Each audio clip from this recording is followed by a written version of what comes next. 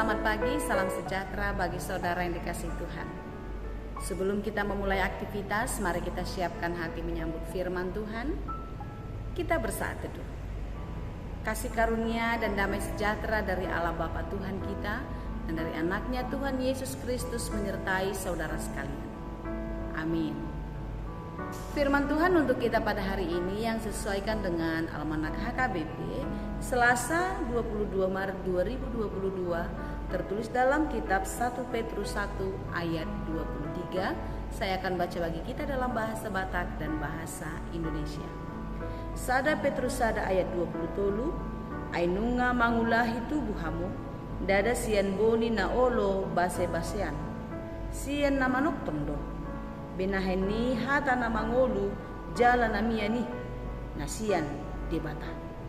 1 Petrus 1 ayat 23, karena kamu telah dilahirkan kembali bukan dari benih yang fana, tetapi dari benih yang tidak fana oleh firman Allah yang hidup dan yang kekal. Demikianlah dikatakan. Apakah saudara sudah lahir baru? Apakah saya sudah lahir baru? Terkadang kita bertanya-tanya, seperti apa sih yang lahir baru ini? Yohanes 3 ayat 3 berkata, Yesus menjawab katanya, Aku berkata kepadamu, sesungguhnya jika seorang tidak dilahirkan kembali, ia tidak dapat melihat kerajaan Allah. Karena apa? Karena tidak ada seorang pun manusia yang tidak berdosa. Semua kita yang memiliki tubuh yang fana ini tidak kuat menahan, tidak kuat menanggung pencobaan. Kita tidak kuat menahan godaan. Kita lemah, kita sering jatuh dan tak berdaya karena dosa. Oleh karena dosa-dosa kita tidak patut menjadi ahli waris di dalam kerajaan Allah. Untuk itulah sebabnya kita harus dilahirkan kembali. Kita harus dimurnikan agar apa yang dirancangkan Allah itu tidak menjadi sia-sia. Agar surga yang sudah disiapkan bagi orang-orang yang mau hidup di dalam kebenaran, orang-orang yang mau hidup di dalam kasih Tuhan, itu menjadi bagiannya. Saudara-saudara yang dikasihi Tuhan, dosa membuat kita mati sia-sia. Oleh sebab itu, di dalam kasih-Nya Allah mau menyelamatkan kita, agar kita yang berdosa dipulihkan dan dimurnikan kembali sehingga kita hidup di dalam Tuhan. Hidup baru di dalam kasih Kristus. Orang-orang yang hidup baru yang sudah dilahirkan kembali, tentu dia hidup, percaya dan setia kepada Tuhan. Kalau kita yang dilahirkan dari kefanaan ini tidak setia, tetapi ketika kita dilahirkan kembali dari yang tidak fana, maka kita akan beroleh kekekalan ketika kita hidup di dalam Tuhan. Almanak HKBP, setelah Yesus Kristus bangkit, minggu setelah Paskah itu adalah minggu Quasi-Modogeniti. Seperti bayi yang baru lahir. Dalam bahasa Batak, songon poso-poso nai baru tubuh. Artinya kematian Kristus di kayu salib adalah kematian kita di dalam dosa. Dan ketika Yesus Kristus bangkit, maka kita yang telah dilahirkan kembali di dalam kebangkitan Kristus Yesus itu. Oleh sebab itu saudara-saudara yang dikasihi Tuhan, seperti bayi yang baru lahir, tentu kita tidak bisa mengandalkan kemampuan kita. Kita bergantung kepada ibu, kepada orang tua kita. Demikianlah kehidupan orang percaya. Orang yang dilahirkan kembali, hidupnya harus bergantung kepada Tuhan, yaitu sumber kehidupannya. Oleh sebab itu saudara-saudara yang dikasihi Tuhan, orang yang sudah hidup baru tidak lagi mau mengikuti keinginan dagingnya. Tidak mau lagi mengikuti keinginan-keinginan yang membuat dia terseret dan jatuh ke dalam dosa. Sama seperti seorang anak ketika dia sudah selesai mandi, dia tidak akan memakai pakaian yang kotor lagi. Tentu dia akan mengganti pakaiannya dengan pakaian yang bersih dan wangi. Seperti itulah hidup kita.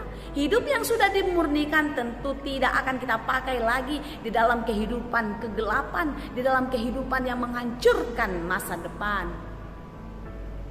Oleh karena itu, saudara-saudara yang dikasihi Tuhan, kita harus hidup di dalam Tuhan. Kita harus percaya kepada Tuhan. Apakah orang yang sudah diselamatkan dia akan terus memegang kekekalan, memegang keselamatan itu sampai Maranatha tiba? Ya, dia akan selamat sampai Maranatha tiba asal dia hidup di dalam Tuhan. Asal dia hidup percaya kepada Tuhan. Dia tidak mau lagi berpaling ke kiri dan ke kanan. Dia tidak mau lagi ragu akan kasih Tuhan. Dia tidak mau lagi bersandar dan percaya kepada yang datangnya dari dunia. Karena orang-orang yang tidak setia, dia tidak akan mendapatkan tempat di dalam kekekalan itu. Tuhan tidak mau diduakan.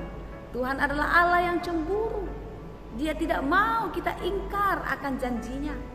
Orang yang lahir baru harus hidup di dalam kebenaran. Orang yang lahir baru, dia adalah ciptaan baru. Tentu ciptaan baru seturut dengan penciptanya. Orang yang lahir baru tidak mau lagi bergelut hidup di dalam dosa. Orang yang lahir baru, dia akan bangkit dari keterpurukan dan keluar dari kegelapan dan masuk ke dalam terang kasih Kristus. Saudaraku yang dikasihi Tuhan, orang yang sudah lahir baru tidak berarti dia tidak menghadapi kesulitan lagi. Orang yang lahir baru tidak berarti dia tidak jatuh ke dalam dosa lagi. Bisa saja berbagai-bagai pergumulan, berbagai-bagai kesulitan hidup yang terjadi membuat orang yang sudah diselamatkan jatuh ke dalam dosa. Tetapi orang yang percaya, dia tidak mau hidup lama-lama di dalam dosa. Dia mau keluar, bangkit dari keterpurukan, dari kegelapan dosa itu, dan kembali menapaki kehidupan seturut dengan kehendak Tuhan. Saudara-saudara yang dikasihi Tuhan, saudara sudah menerima keselamatan. Saudara sudah dipulihkan di dalam kematian dan kebangkitan Kristus.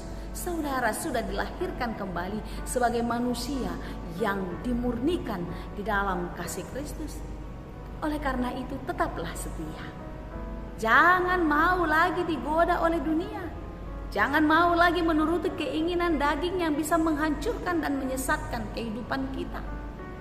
Tetapi tetaplah setia, karena kesempatan tidak datang berkali-kali. Kalau saat ini Tuhan masih beri waktu kepada kita, kembalilah kepada jalan kebenaran, karena Tuhan sudah melakukan keselamatan itu bagimu. Kembalilah selagi masih ada kesempatan. Jangan turuti keinginan dagingmu, jangan turuti hawa nafsumu, membuatmu tersesat dan jatuh ke dalam dosa.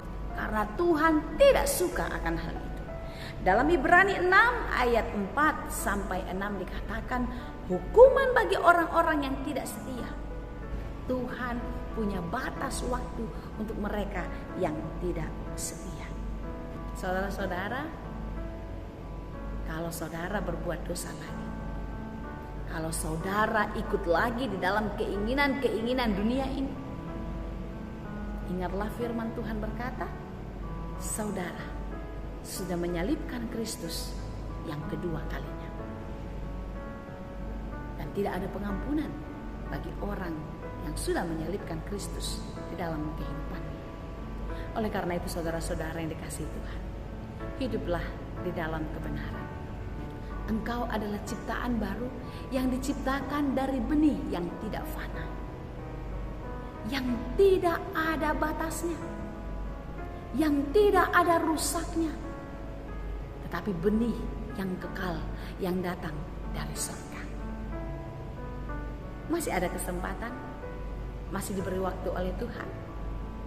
Peganglah keselamatanmu dan hiduplah di dalam kebenaran. Pakailah hidupmu dan bergantunglah hanya kepada Tuhan. Tuhan Yesus memberkati. Amin. Terima kasih Tuhan untuk firman-Mu yang mengingatkan kami kalau kami adalah ciptaan baru yang sudah Tuhan pulihkan. melalui kematian dan kebangkitan Tuhan Yesus. Terima kasih Tuhan. Biarlah kami hidup di dalam kebenaran. Biarlah kami hidup di dalam kasih Tuhan. Berkati kami. Berikan kekuatan bagi kami dalam setiap pekerjaan kami. Dan ajari kami melakukan semua pekerjaan kami di dalam takut akan Tuhan. Berkati saudara-saudara kami yang bergumul, saudara-saudara kami yang sakit. Biarlah kasih-Mu menguatkan dan menyembuhkan mereka. Terima kasih Bapa, hanya di dalam Yesus kami berdoa. Anugerah Tuhan kita Yesus Kristus, kasih karunia Allah Bapa, dan persekutuan Roh Kudus itulah kiranya yang menyertai dan memberkati kamu sekalian. Amin. Salam sehat, tetap semangat bagi saudaraku yang dikasihi Tuhan. Lakukan pekerjaanmu dengan baik dan tetaplah bekerja hanya di dalam Tuhan. Tuhan Yesus memberkati. Horas.